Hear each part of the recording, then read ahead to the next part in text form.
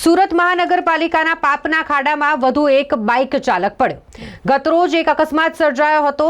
આ ખાડા જે રસ્તા પર ખોદવામાં આવે છે તેમાં ગતરોજ એક રિક્ષા ખાબકી હતી અને આજે તેમાં એક બાઇક ચાલક પડ્યો છે। આ ઘટનાના સીસીટીવી ફૂટેજ પણ સામે આવ્યા છે। પરંતુ વાત કરીએ આ ખાડાઓની કે જે સુરત મહાનગરપાલિકા દ્વારા કામગીરીના નામે રસ્તા પર ખોદી દેવામાં આવે છે।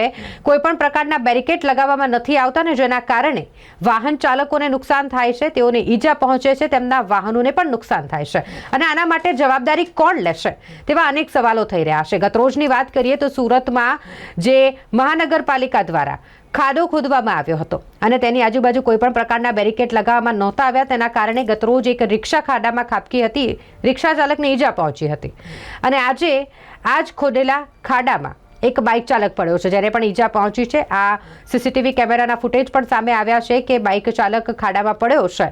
જે રીતે મહાનગરપાલિકા દ્વારા ખાડા ખોદવાની કામગીરી કરવામાં આવે છે અને પછી ખાડા સરખી રીતે પૂરવામાં નથી આવતા, સાથે જ બેરિકેડ લગાવવામાં નથી આવતા અને જેના કારણે અકસ્માતો સર્જાય છે। તે જ રીતે સુરત શહેરમાં ખુલ્લા ગટરના ઢાંકણાઓ જે પણ અકસ્માતનું કારણ બની રહ્યા છે। આ મામલે ક્યારે કાર્યવાહી થશે તે સવાલ બન્યો છે।